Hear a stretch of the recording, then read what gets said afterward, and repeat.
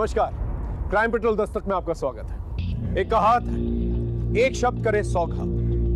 जुबान से निकला हुआ शब्द बड़े बड़े घावों से ज्यादा घातक होता है। ये हमारे दिलो दिमाग पर गहरा असर छोड़ जाता है। इतिहास में बड़े बड़े गुनाह, बड़े बड़े अपराध केवल बेकाबू जुबान की वजह से हुए, और ये सिलसिला आज भी जारी है। शब्दों के दांत नहीं होते, लेकिन जब ये काटते तो गहरी चोट पहुंचाते हैं, और कभी कभी ये चोट इंसान की जान तक ले लेती है। जहां अच्छे शब्द, अच्छी जुबान बिगड़े हुए काम बना सकते हैं, वहीं ये शब्द हमारे विनाश का कारण भी बन सकते हैं।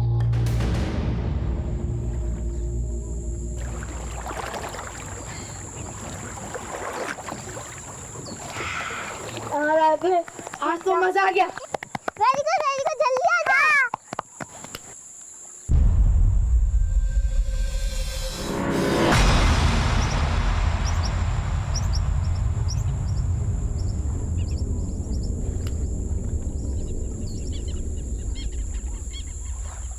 चल सपना, अब तेरी बारी। नहीं, मुझे नहीं जाना है। अगर पानी में नहीं जाएगी तो सीखेगी कैसे? हमको नहीं सीखना है।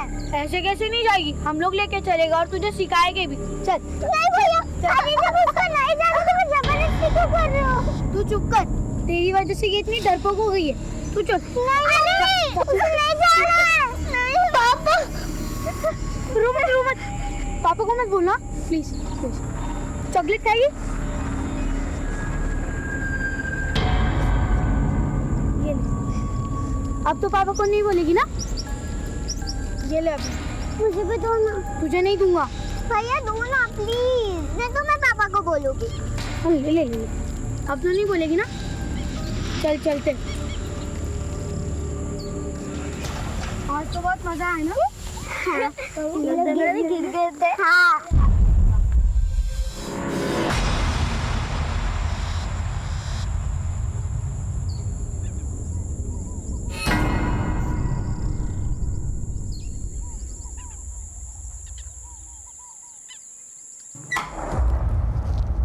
क्या खा रही है? दिखा ना, क्या खा रही है? दीदी चॉकलेट खा रही हूँ। आप भी खाओगे? चॉकलेट? यही सब खिला तू इसको? दांत खराब करना चाहती है ना तू इसके? मैंने नहीं दी उसे चॉकलेट। ज्यादा नाटक मत कर। माँ तो मर गई है, पर इस महारानी को छोड़ गई है मेरा खून पीने के लिए। तुम माँ को बीच में क्यों ला रही हो? मुझसे बात करो। क्या गलत बोला मैंने? हाँ, क्या गलत बोला? बोल। बस करो तुम तो, क्यों लड़ मर रही हो? अच्छा हुआ गांव से बाहर काम पकड़ लिए, नहीं तो जीना हराम हो जाता हमारा।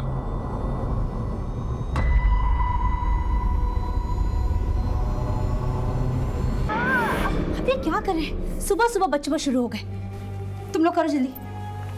समझाओ इन्हें।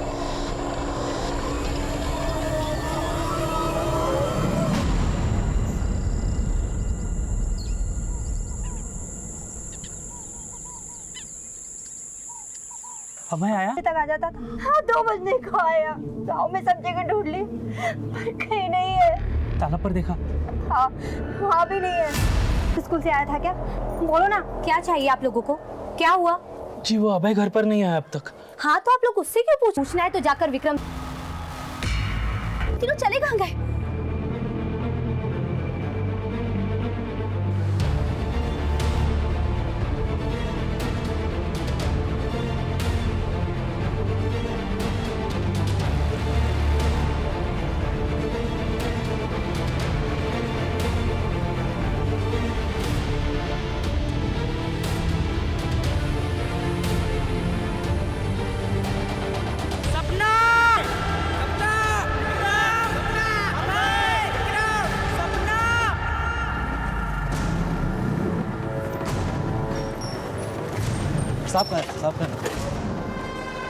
साहब नमस्ते। सब हमारे बच्चे गायब हुए हैं। ये रही फोटो, उन्हें ढूंढ निकाली साहब किसी भी तरह से। साहब 12 बजे स्कूल की छुट्टी हो जाती है, 2 बजे तक घर नहीं आए तो हमने तलाश शुरू की। हर जगह पता किया सर, स्कूल में भी फोन किया, लेकिन सबने ये बताया कि 12 बजे छुट्टी के बाद बच्चे घर के लिए निकल चुके। घर में बच्चों को किसी ने डांटा था, जिसकी वजह से वो घर से निकल गए, नाराज होकर अपने रिश्तेदार के घर वगैरह। नहीं सर, अभय के साथ तो पर हो जाए। साहब सुबह हमने बच्चे को थोड़ा सा डांट दिया था, लेकिन साहब उसमें कोई ऐसी बात नहीं थी कि वो नाराज हो जाए। उनके दोस्तों से पूछताछ? हाँ सर, गांव की ही कैलाश की बेटी, हमारे बच्चे नहीं है।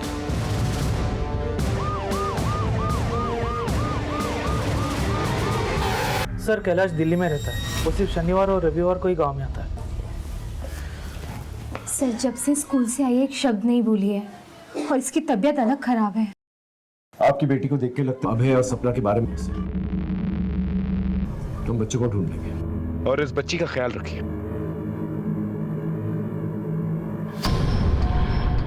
का गायब होना कोइंसिडेंस तो हो नहीं सकता। एक काम करो मनीष, इस एरिया के जितने भी हिस्ट्री शीटर्स है ना उन्हें उठा कर लेके आओ और इस गांव से स्कूल तक जितने भी रास्ते जाते हैं उन सबको सर्च करो, शायद कुछ मिल जाए। सर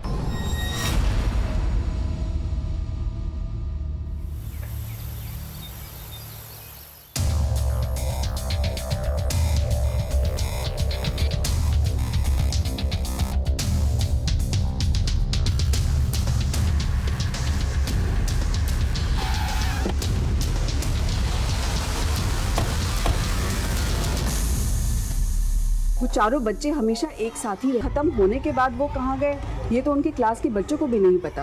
मैडम ध्यान से सोच कर बताइए, उन बच्चों का स्कूल में किसी के साथ कोई झगड़ा हुआ या स्कूल में ऐसा कोई है जो उन बच्चों को नुकसान पहुंचाना चाहता हो? मेरे नॉलेज में तो स्कूल में ऐसा कोई नहीं हो सकता है। ठीक है, फिलहाल मैं स्कूल में काम करने वाला हूँ और स्कूल में आने जाने वाले सबकी डिटेल्स चाहिए। रामचंद्र को अंदर भेजो। जी मैम। स्कूल के रिकॉर्ड से डेटा बुक लेकर आओ। बिल्कुल। मेरे बच्चे मुझे लौटा दो, बाकी मुझे कुछ नहीं चाहिए, तुम्हें जो चाहिए रख लो, लेकिन भगवान के लिए मेरे बच्चे मुझे लौटा दो। अब इसमें मैं क्या कर सकती हूँ? अगर पहले ये कर दिया होता ना तो आज गिड़गिड़ाने की नौबत नहीं आती।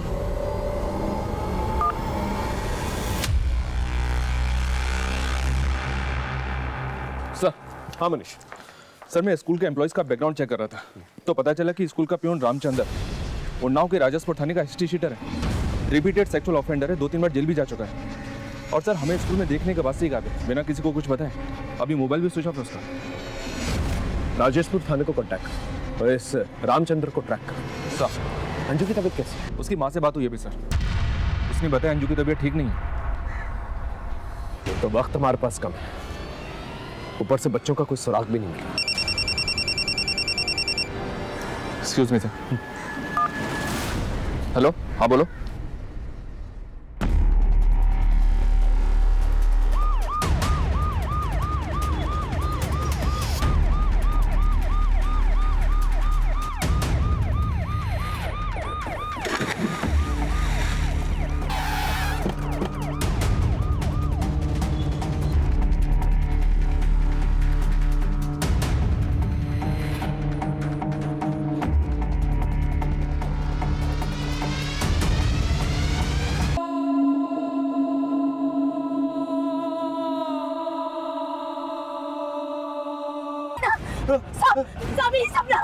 सब सपना मेरी बेटी। देखिए संभालिए अपना, संभालिए। देखा भाई, विक्रम को भी ले गई बुढ़िया। क्या बोला? कौन बुढ़िया? सर वो वही बुढ़िया जिसने विक्रम को मारा। साहब आप यकीन नहीं करोगे, ये 15 साल पहले की बात है। एक बुढ़िया का पोता इस तालाब में डूब के मर गया था और उसको बचाने में वो बुढ़िया भी। उसके बाद से जो भी बच्चा इधर आता है उस बुढ़िया की आत्मा से लेके जाती है। आप बकवास कर रहा है, अंधविश्वास फैला रहा लोगों में। सर ये अंधविश्वास नहीं, सच है। तो बहुत कुछ बताया, थाने लेके चलो इसे। साहब मैं तो बात हुई। सर शायद यहाँ बच्चे तैरने आए हों, विक्रम के डूबने के बाद डर गए हों और यहाँ से भाग गए हों शायद। तो अब तक आप बच्चों को घर पे आ जाना चाहिए था। और अगर विक्रम की वो डूब के मरा, वजह कुछ और भी हो सकती है। जल्द से जल्द उसकी पोस्टमार्टम रिपोर्ट निकालो। आसपास देखो, शायद कुछ मिल जाए। Okay sir.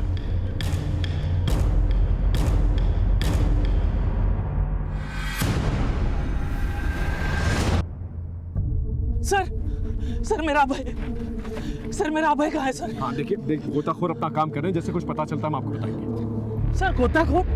क्या बात कर रहे हो सर? मेरा अभय अच्छे तरीके से तैर सकता है, वो कैसे डूब सकता है सर? नाटक करता है तू।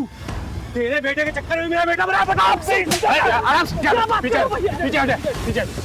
हमें क्या पता सपना कहाँ है?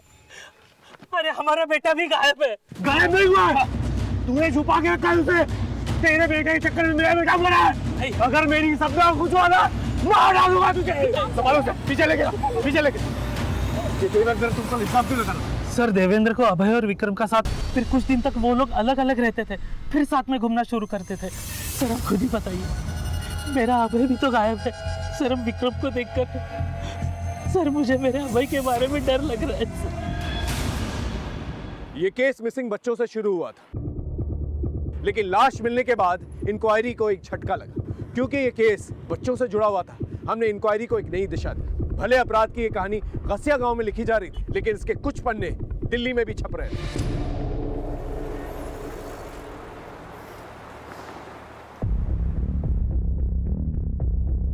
क्या बात है बेटा, आज काम पे नहीं जाना क्या? बस बाबा जा ही रहा हूँ। चलिए बाबा।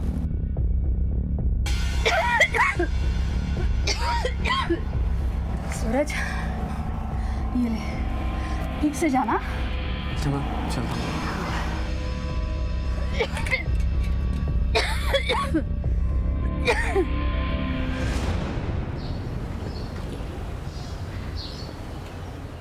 ठीक से साफ कर। अंधा है क्या?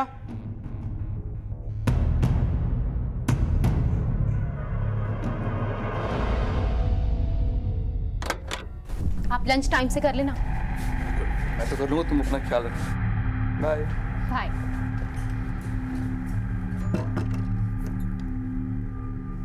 सूरज, ये सब काम छोड़, चल अंदर आ।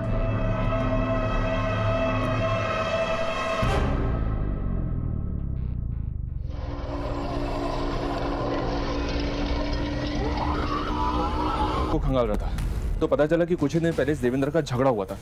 जान से मार देने तक की नौबत आ गई थी। किसके साथ? बलदेव। सर ये बलदेव देवेंद्र के साथ ठेकेदारी करता था, इसी चक्कर में झगड़ा भी हुआ था। एक बात और है सर, जिस दिन बच्चे गायब हुए थे उस दिन देवेंद्र ने एक नंबर पे बात की थी, जो कि देवेंद्र के झगड़े को देखते हुए काफी अनयूजुअल है। बात सुनने को तैयार ही नहीं था देवेंद्र। दोस्त बोल बोल के पीठ पीछे छुरा भोग रहा था हमारे। साले सब 100 पैसा मैंने लगाया और टेंडर तूने तेरे नाम पर भर दिया। ए बलदेव, पैसा दिया तूने, गुलामी नहीं लिखवाई है मेरी। जो तू कहेगा वही मैं मानूंगा। क्या पैसा पैसा चिल्ला रहा है? अभी देता हूँ, बोल कितना पैसा है? पैसे से ये धोखा पटेगा नहीं देवेंद्र। भुगतोगे, याद रखना। जहरीले नाक के बिल में हाथ डाला तूने। ए जहरीले नाक, ये जहर ना कहीं और जाके निकाल। इधर आएगा ना तो अभी फन भी कुचल के रख दूंगा। फिर फैमिली वाले टेंडर भरेंगे तेरी लाश के लिए, समझा? चल गल। देवेंद्र ने तेरी लाश का टेंडर निकाला और तूने उसके बच्चे का। गुस्से में मेरा और उसका झगड़ा हुआ था, लेकिन उस झगड़े के बाद मैंने अपने रास्ते उससे अलग कर लिए थे। कौन से रास्ते पे जा रहा था जो नैना से टकरा गया? सर ये क्या बोल रहे हैं आप? जिस दिन बच्चे गायब हुए थे उस दिन बातचीत हुई थी तेरी नैना के साथ। क्या बातचीत हुई थी दुश्मन की बीवी के साथ? हाँ सर, मैंने बलदेव को फोन किया था। अपने पति की तरफ से मैं माफी मांगती हूँ, लेकिन मेरे बच्चों को लौटा दीजिए। हाँ, आपका जो भी नुकसान हुआ है ना, मैं कैसे भी करके भर दूंगी, लेकिन भगवान के लिए मेरे बच्चों को लौटा दीजिए। मुझे लगा कि बलदेव देवेंद्र को सबक सिखाने के लिए ये सब कर रहा है, इसीलिए मैं अपने बच्चों की भीख मांग रही थी कि मेरे बच्चों को छू, लेकिन उसने नहीं छू। मार दिया उसने मेरे बच्चे।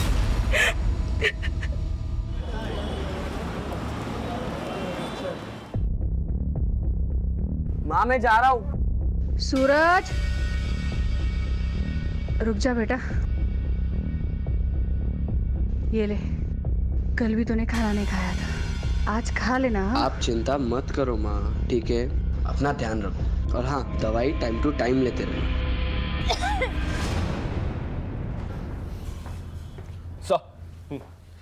सर विक्रम की पोस्टमार्टम रिपोर्ट आ गई है।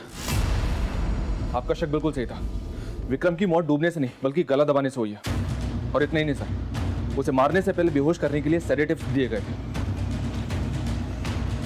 पहले किडनैप, फिर विक्रम की लाश का तालाब में मिली और अब ये मर्डर। ये केस रोज नया रंग बदलता। अगर हम ये मान भी लें कि ये सब कुछ माँ बाप की दुश्मनी की वजह से हुआ है, तो सोचने वाली बात यह है कि ये तीनों बच्चों को एक साथ क्यों किडनैप किया? उन्हें चोट पहुंचाना चाहता। मनीष, हमें केस की रफ्तार को तेज करना है। हर एक गुजरते सेकंड के साथ अभय और सपना। नहीं सर, आज सुबह ही उससे मिलने के लिए गया था, वो कुछ भी नहीं बोली। उसकी हालत वैसी की वैसी है।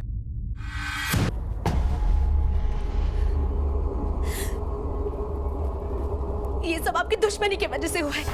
मेरा विक्रम आपकी वजह से मरा है।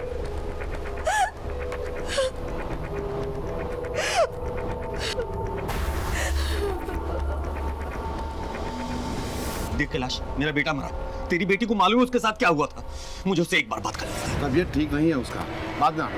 अरे कैलाश भैया बात को समझिए, तो सपना की जान तो खतरा है, एक बार मिलने दीजिए ना। हम बोले ना तुमसे तबीयत ठीक नहीं है उसका। अरे जाने देना कैलाश, कैलाश समझ नहीं रहा, हमसे कुछ हो जाएगा। धमकी दे रहा है तुमको, धमकी दे रहा है, चल यहाँ से। हम भी देखते हैं कैसे मिलता तू अन्नू से, अब पता चलेगा तुमको औलाद का दुख क्या होता है। फुगात कैलाश, सपना को कुछ हुआ ना, मार डालूंगा तुझे। चलो अंदर, अरे चलो ना। सरू कैलाश हमको अंजू से मिलने नहीं दे रहा है और आप भी अंजू के बोलने का वेट कर रहे हैं। तब तक सपना को कुछ हो गया सर, तब क्या होगा? वो तो चाहता ही कि हम तड़पे। वो क्यों ऐसा चाहेगा? सर बदला ले रहा है अपनी बेटी का। उसकी बेटी खुशी की शादी हमने शाम से करवाई थी, लेकिन शाम नालायक निकला।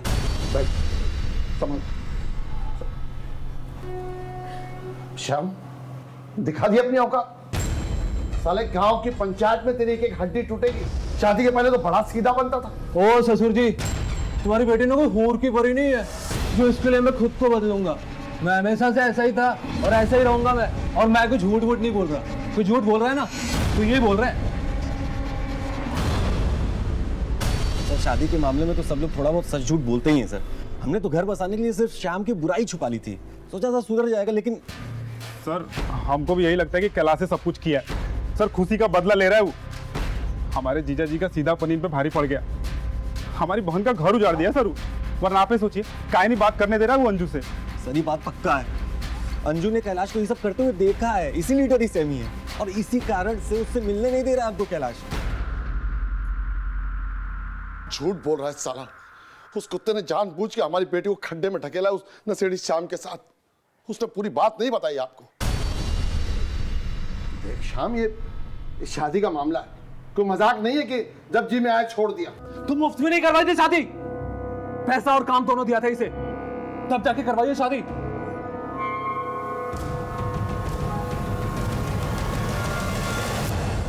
तुम सौदा किया हमारी बेटी का? अरे नशे में है, हो जाएगा, ठीक हो जाएगा। तुमने भी भांग खा रखी है क्या? साले पहले तो पैसे लिए, अब मुकर रहे हो। साले दलाल भी तुमसे अच्छे होते हैं। क्या क्या कहा तूने? मैं दलाल कहा, साले दलाल। छोड़ मुझे। इसकी वजह से हमारी बेटी की जिंदगी बर्बाद हो गई साहब। अब गिरा है हमारे सामने, उंगली कट जाएगी ना तो मोतेंगे नहीं उस पर। सपना गायब है, कैलाश की बेटी अंजू कुछ बोल नहीं रही और ये दोनों के दोनों एक दूसरे को ब्लेम कर रहे हैं। मुझे तो दोनों के दोनों फ्रॉड लगते हैं। इन दोनों के बैकग्राउंड चेक करो। लेकिन सर गायब तो अभय भी है। हो सकता है अभय सिर्फ इसलिए गायब क्योंकि मौका वारदात पे वो Vikram. Excuse me sir. Hello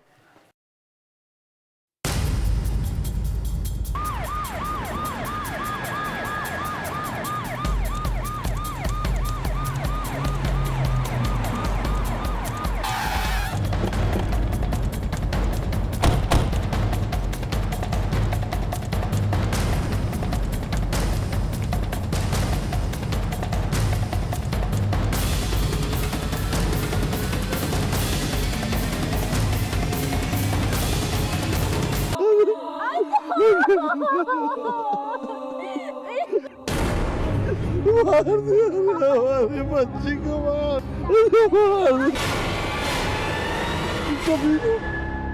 सुकून मिल गया तुमको हमारी बेटी को मार के। क्या मारा हमारी बेटी को? अपनी बेटी को अपने से मारता है, मुझे बता रहा। पगला गया क्या? और क्या मारेगा अपनी बिटिया को? ये खुद अंजू को मारा है ताकि इसकी पोल ना खुल जाए, वरना मार के टांग दूंगा। यहाँ पर किसी ने कुछ देखा? नहीं साहब, नहीं देखा। आप लोगों ने कुछ देखा? कमाल, एक छोटी सी बच्ची को घर से उठाकर लेकर जाते हैं, उसको मारकर यहाँ फेंक देते हैं और किसी को कुछ नहीं दिखा। साहब खुद को कैसे देख सकता है कोई? तो तूने मारा ना बुढ़िया के नाम पर, भाग लेके जाओ और तब तक मारना इसे जब तक इसे बुढ़ापा याद नहीं आता, ठीक है? मैंने कुछ नहीं किया साहब। साहब मुझे छोड़ दो साहब, मैंने कुछ बच्ची को मार दे।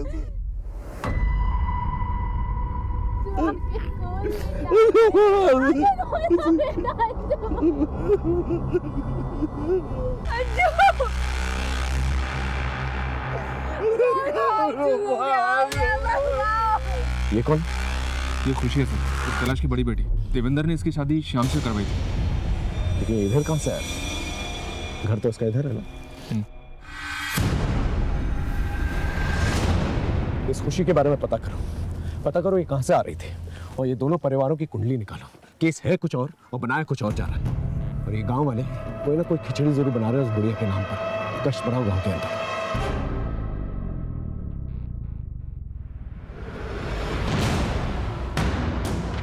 साहब मेरा अभय साहब, कहीं किसी ने उसके साथ ऐसा है कुछ?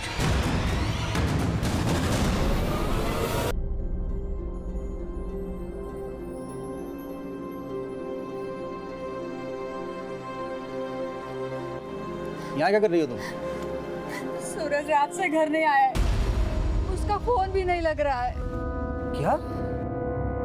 The number you are trying to call is currently switched off. Phone तो बंद जा रहा है। साहब सूरज घरों में काम करता था। कल किसके घर काम करने गया था? ये तो नहीं बताया उसने। उसका मोबाइल नंबर सर? जी साहब। शुक्ला, उसका मोबाइल नंबर लो और सारी डिटेल्स निकल लो। सब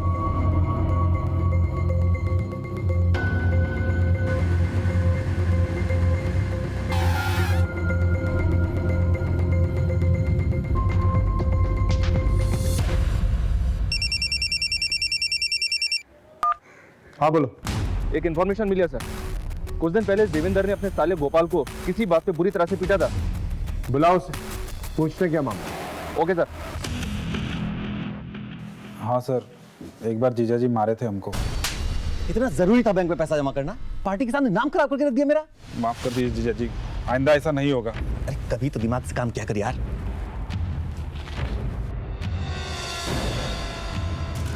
साहब गलती हमारा ही था, दोस्तों के साथ पीने बैठ गए थे और वहीं सारा पैसा खर्च दिया।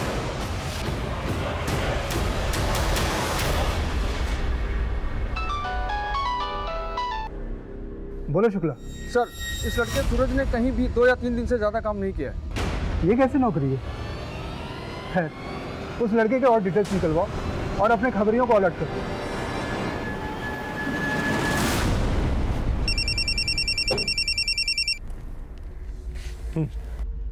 सर स्कूल के प्यून रामचंद्र का पता चल गया है। बोल, स्कूल से गायब हुए बच्चों के बारे में क्या जानता है तू? बोल। साहब मैं कुछ नहीं जानता साहब। तो फिर स्कूल से फरार क्यों हुआ था? साहब मैं उस दिन अपने दोस्त को लूट कर निकला था, तो मुझे लगा आप लोग उसी की केस के सिलसिले में मुझे उठाने के लिए आए हो, इसलिए मैं वहां से भागा था साहब। साहब बच्चा को यकीन ना हो तो मेरे मामा को फोन करके पूछ लिए, मैं तुम्हें ही पता साहब। सर। हाँ मनीष, स्कूल का प्यून रामचंद्र में लखनऊ में मिल गया था, यहाँ लाकर उसकी जमकर तोड़ाई की। क्या बोला? कुछ नहीं सर, एक ही बात पर अड़ा है कि वो बच्चों के बारे में कुछ नहीं जानता। उसका कहना है कि वो अपने मामा के घर पर ही था, हालांकि अपने ऊपर लगे लूट के सारे इल्जाम उसने कबूल कर लिए। ठीक है, उसके मामा के घर से क्रॉस चेक करो और जिस थाने में उसका केस चल रहा है उन्हें इन्फॉर्म करो। Okay sir.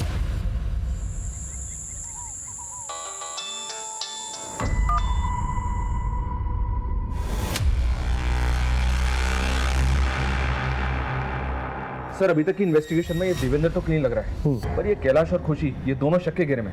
मैंने कैलाश की फैक्ट्री में उसके वर्क रूटीन के बारे में पता किया था, तो पता चला कि 20 नवंबर जिस दिन बच्चे गायब हुए थे उस दिन ये कैलाश दिल्ली में था ही नहीं, और खुशी अपने पति के साथ रेगुलर कांटेक्ट में थी, जिसने उसे घर से बाहर निकल दिया और अब वो गायब है।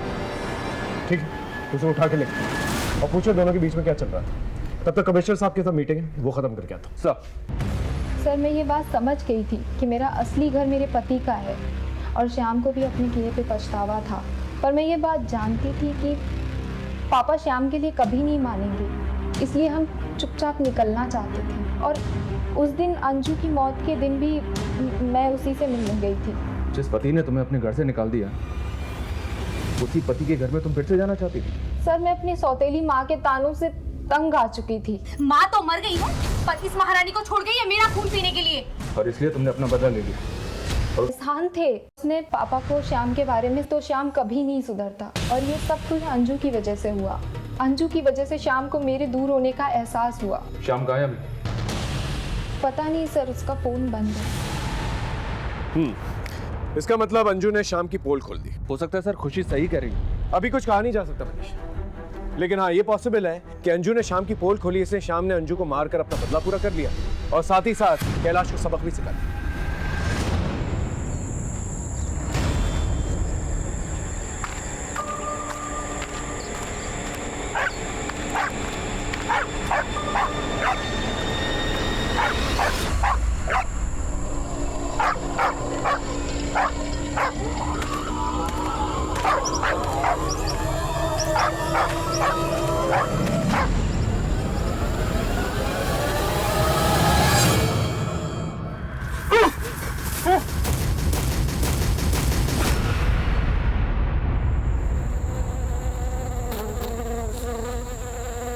इस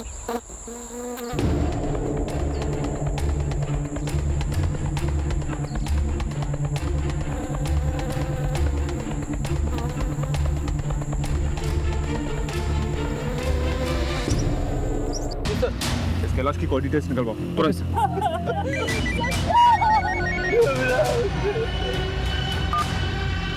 हेलो सर, शाम का पता चल गया है।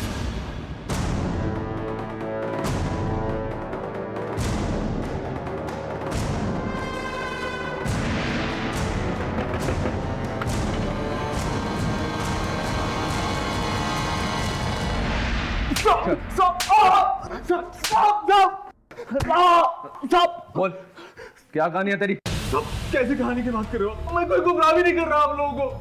मैं तो काम से बाहर गया था और मेरा मोबाइल पानी में गिर गया था। मंजू ने तेरा पर्दा फाश किया तो तूने अंजू को ही मार दिया हैं? और कैलाश से बदला भी ले लिया क्यों? साहब, मैं किसी को मारूंगा क्यों? और सर, अगर मैंने मारा होता तो क्या मैं आपको घर पे ऐसे मिलता? साहब, अभी आपको यकीन नहीं हो रहा तो आप मेरे कंपनी में फोन करके पूछ सकते। मैं उनके काम से ही बाहर गया था। इसको अंदर ही रखो और अच्छी तरह से तोड़। सर, ये सूरज की कॉल डिटेल्स हैं। ये इन दिनों किसी मिट्टू नाम के आदमी के संपर्क में था जो दिल्ली में एक बड़ा शॉर्ट सर्किट चला गया और इस वक्त फरार है। अपनी टीम को अलर्ट करो, मुझे किसी भी कीमत पे मिट्टू चाहिए। सर, कैलाश की कॉल डिटेल्स आ गई हैं। 20 नवंबर को वो दिल्ली में नहीं अपने गांव में ही था। उठा लिया उसको।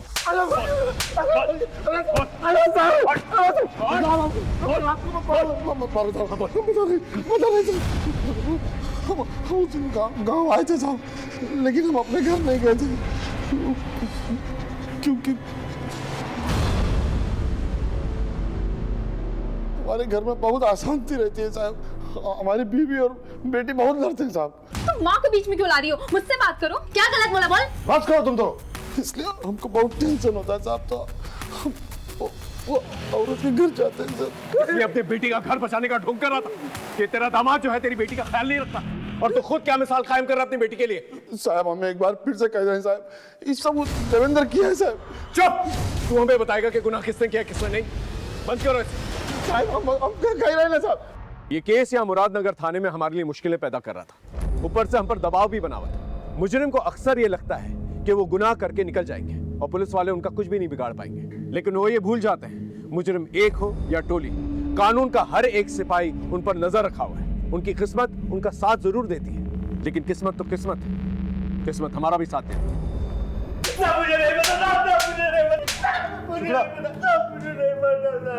सूरज से तुझे किसने मिलवाया था और इस रैकेट में तेरे साथ कौन कौन है? बता। अब मुझे कुछ नहीं पता। मैं ही बेचता था। इस टैक्स रैकेट के चक्कर में उस लड़के को आखिरी बार मैंने ही एक कस्टमर के पास भेजा था। उसके बाद से वो लापता है साहब। बोल बोल। मैं नहीं बुलाया था उसने सूरज को। सूरज, ये सब काम छोड़, चल अंदर आ।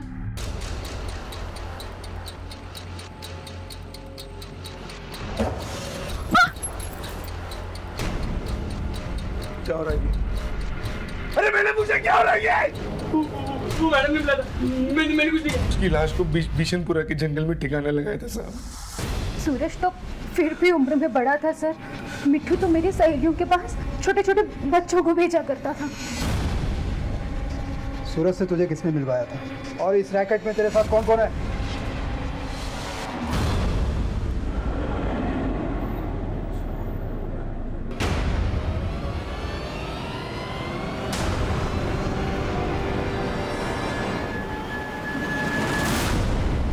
अब मामला साफ हो रहा है मनीष।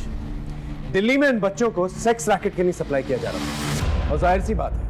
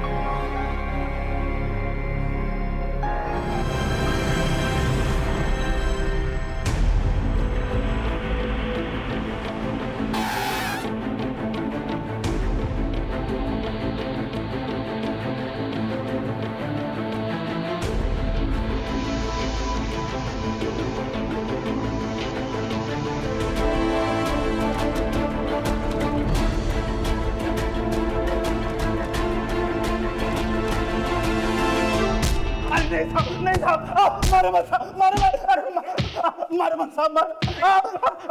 मनीष बोल बता रहे साहब, बता रहे साहब। साहब हम अपनी पत्नी छाया से बहुत प्यार करते थे, लेकिन काम धंधा ना होने की वजह से वो हमको छोड़ के जा रही थी। लेकिन हमको पूरा उम्मीद था कि हमारा जीजा हमारी मदद करेगा साहब, लेकिन सही किया तुमने, बिल्कुल सही किया। जब तुम इसे छोड़ के जाओगी इसे अकल आएगी, ये कमाना शुरू करेगा। क्या क्या घूर रहा है? घूरने से कुछ नहीं होगा, तेरी भलाई के लिए कह रहा हूं। जरा सोच कि बच्चे होते क्या खिलाता तू, भूखों मरते वो। छाया तुम जाओ, और जब इसे अकल आ जाए ये कमाना शुरू करे तब वापस आना। छाया चली गई, लेकिन उसको वापस लाने के लिए हमको काम धंधा शुरू करना था, लेकिन हमारे पास पैसा ही नहीं था साहब। हमारे जीजा के पास बहुत पैसा था, लेकिन भीख मांगने की आदत पड़ गई इसे।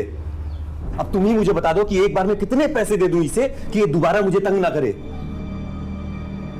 हमको छाया कोनो कीमत में वापस चाहिए थी।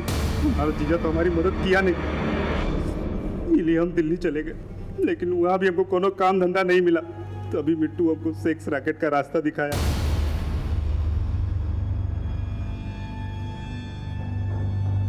पैसा तो हमने बहुत कमाया साहब, लेकिन उसके साथ ही साथ एड्स जैसा बीमारी भी कमा लिए, और उसके बाद छाया के आने की कोई उम्मीद ही नहीं बची। और उस मोड़ पर जीजा हमारी मदद कर सकता था जब हम अपनी जिंदगी में गलत कदम उठाए, लेकिन मदद करना तो दूर, उल्टा कदम कदम पे वो हमारी बेइज्जती करता था। तभी हमने फैसला लिया कि जिस तरह छाया हमारी जिंदगी से दूर चली गई, उसी तरह हम उसकी जिंदगी से भी उसकी कीमती चीज दूर कर देंगे। से बच के भाग गई। इन सारी कही हुई बातों के लिए जिम्मेदार तू अपने जीजा जी को ठहरा रहा है। उन सारी बातों का जिम्मेदार तू खुद है। भले उसने जो कुछ भी कहा तुझे पसंद नहीं आया, लेकिन उसने जो कुछ भी कहा बिल्कुल सही था। तेरी वजह से सिर्फ एक नहीं बल्कि 4-4 घरों में अंधेरा हुआ, सारी जिंदगी अंधेरे में गुजारी।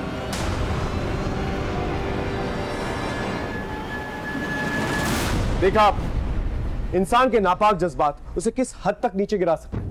माँ बाप अपने बच्चों के लिए बड़े बड़े सपने देखते हैं, लेकिन यहां माँ बाप ने अपने बच्चों पर नजर तक नहीं रखी, उनके साथ हुए हादसों को नजरअंदाज किया। ये एक बहुत बड़ी दस्तक थी। देवेंद्र ने गोपाल को भले सही बात कही हो, लेकिन उसके कहने का अंदाज़े बयां बिल्कुल गलत था। जब आप किसी को पैरों पे खड़ा करना चाहते हैं, उसकी अंदर की कमियों को उजागर करना चाहते हैं, तो ये काम जितना अहम है उतना सेंसिटिव भी है। उस वक्त हमें यह ध्यान देना चाहिए कि आपकी कही हुई बात किसी के जज्बातों को ठेस ना पहुंचे। फिर मिलेंगे एक नए केस के साथ, तब तक देखते रहिए क्राइम पेट्रोल दस्तक। मकसद बताना नहीं, बचाना है।